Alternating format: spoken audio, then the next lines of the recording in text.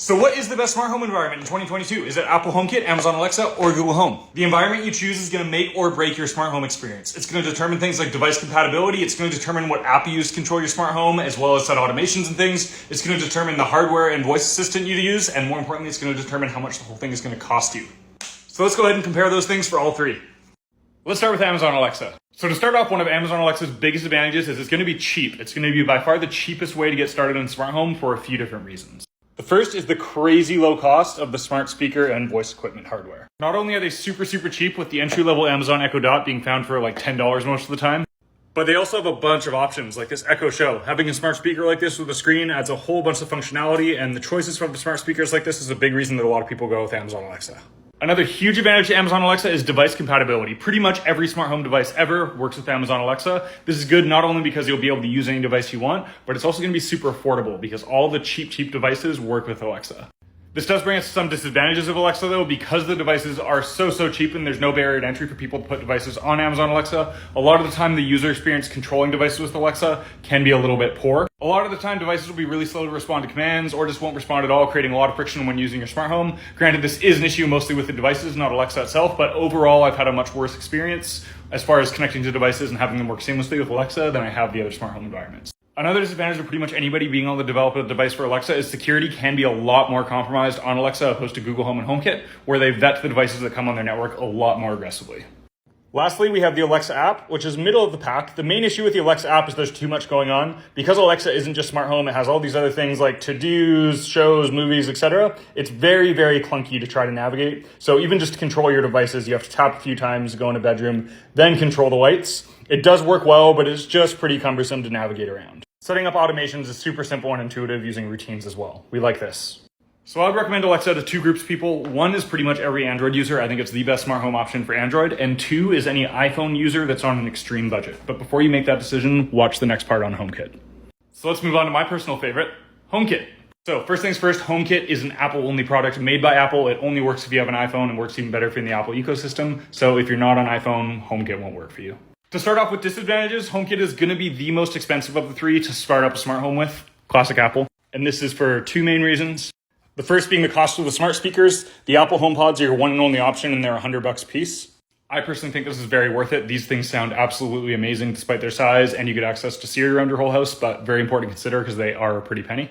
Another thing that's going to add to the cost is the devices themselves. Every single device that works with HomeKit is actually certified by Apple to properly work with HomeKit. That usually means it costs about $5 more, so this HomeKit switch is about $20, a regular switch would be $15. But that is where the negatives end. Because Apple has to certify and make sure every single device works perfectly with HomeKit, they just work. They're super easy to set up and you almost never have connection issues. If you want reliability in a smart home, it always works. I personally think HomeKit is the best bet. This also means your devices are going to be crazy secure because all the devices have to be certified and proven that they work up to Apple standards. Your smart home is pretty much going to be secured by the same protocols that they use for like iMessage and all the other iCloud apps. If you're worried about security, HomeKit is by far your best bet. The HomeKit app is also an absolute treat to use. It comes pre-installed on Apple devices, so there's no crazy setup. All you have to do is go into it and all your devices are right there, one tap away, ready to control. You could also go up the top here, sort them by your rooms, or you could click at the plus up here and click add automation. And just like that, you're gonna be walked through a really simple interface to set up pretty much any automation you'd like. Setting up HomeKit devices is also comically easy. All you have to do is scan this barcode that comes on all HomeKit devices with the camera on your device, and it's set up and ready to go. Literally almost too easy.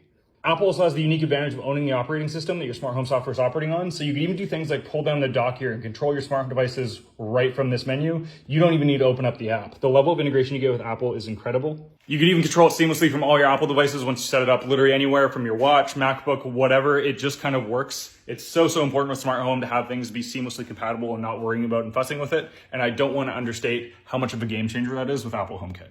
If it's within your budget, I recommend Apple HomeKit to literally every single iPhone user, even more so if you're more within the Apple ecosystem. If you have MacBooks, Apple TVs, Apple Watches, Apple HomeKit will be an absolute treat to use. I don't want to understate how game-changing it is to have everything automatically set up, always working at your fingertips on every device without having to do anything. It really will make your smart home experience like it should be. Now let's talk Google Home. So Google Home is a weird one, and I honestly don't think they have much more of a stake in the smart home game. Let me explain why. So the first thing is the cost. Google smart speakers are on the higher end up there with Apple at $80 for their simple base model. Important to consider when we go over all the other features that these are on the higher end for the cost of the speaker. Google's device compatibility situation is also very similar to Apple's, where you'll find a lot less compatible devices and they will be a little bit more expensive, which does bring me to one of the few advantages of Google Home, where if you are an Android user and are worried about security, Google is going to be a better option than Amazon Alexa. Their app is a little bit better than Alexa as far as UX goes. But I honestly have trouble recommending Google Home to anybody nowadays. Google Home used to be super relevant like 5 years ago. They were one of the first players to the game. It was really cool and revolutionary. They had all these unique devices, which used to be huge, like Google Nest, and some of their cameras were really, really great. But now those exclusive devices work really well with Alexa and all the other smart home environments. And Google's kind of left in this space where it's competing with Alexa, who's really, really cheap and has all these great options for Android, but they have all these premium price points and features, and I just don't see a world where they exist well in the stack. Honestly, the only people I could really recommend Google to are those really concerned about security on Android, those who already have a bunch of Google devices and are deep in the ecosystem already. That one's fair enough, and I know a lot of people are at that point. Or if voice assistants are a really important variable for you. I don't have much experience with it personally, but I've heard from many people that Google's Assistant is much, much better than Siri or Amazon Alexa for asking like real questions to and having conversations and dialogue with. I personally love Siri, but if that voice assistant in your home is a really big part of your smart home, I would consider Google for that reason and that reason only, because Google Assistant is, from what I hear, a much better voice assistant. If you have any additional questions or want some deeper dives on the information I provided, please let me know and I'll touch on them further. And thank you for watching.